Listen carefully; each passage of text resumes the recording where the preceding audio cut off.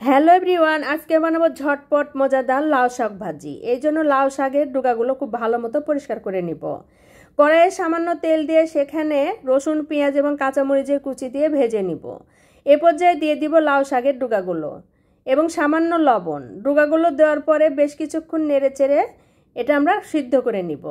এ পর্যায়ে দিয়ে দিব গোলমরিচের গুঁড়া, সয়া সস, ওয়েস্টার সস এবং লাউ শাকের পাতাগুলো দিয়ে আরও বেশ কিছুক্ষণ রান্না করে নিয়ে নামিয়ে গরম গরম পরিবেশন করব। হ্যালো এভরিওয়ান, আজকে বানাবো ঝটপট ডিমের ভুনিয়া ভাজি। এই জন্য কড়াইয়ে কিছুটা তেল দিয়ে সেখানে কাঁচামরিচ, পেঁয়াজ দিয়ে বেশ কিছুক্ষণ ভেজে নিয়ে তারপরে কয়েকটা ডিম ছেড়ে দিব। ডিমগুলো খুব ভালো মতো তেলের মধ্যে ভেজে নিতে হবে।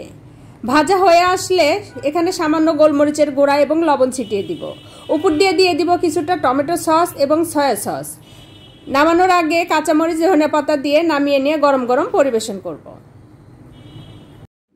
হ্যালো এভরিওয়ান, আজকে বানাবো আস্ত মুরগির রোস্ট। এই জন্য আমাদের প্রয়োজন হবে একটা মুরগিটা কেটে ধুয়ে আমরা পরিষ্কার করে নিব। পরিষ্কার হয়ে গেলে এই মুরগির সঙ্গে আদা, রসুন, গোলমরিচের গুঁড়া, লবণ, গরম মশলার গুঁড়া, সয়া সস, ওয়েস্টার সস এবং সামান্য তেল দিয়ে মেখে 1 ঘন্টা রেস্টে রেখে দিব। 1 ঘন্টা পরে একটা বাটিতে কিছুটা কর্নফ্লাওয়ার নিয়ে এই মাখানো মুরগিটা কর্নফ্লাওয়ারে গড়িয়ে পানিতে ডুবিয়ে আবারও কর্নফ্লাওয়ারে গড়িয়ে গরম তেলে ছেড়ে দিব। এই মুরগিটা ডুবো তেলে ভাজতে হবে, কারণ এটা আস্ত মুরগি এবং একটু বড় সাইজের। খুব আস্তে আস্তে ভাজতে হবে যেন মুরগির ভিতরে সিদ্ধ হয়। এই তো রেডি হয়ে গেছে।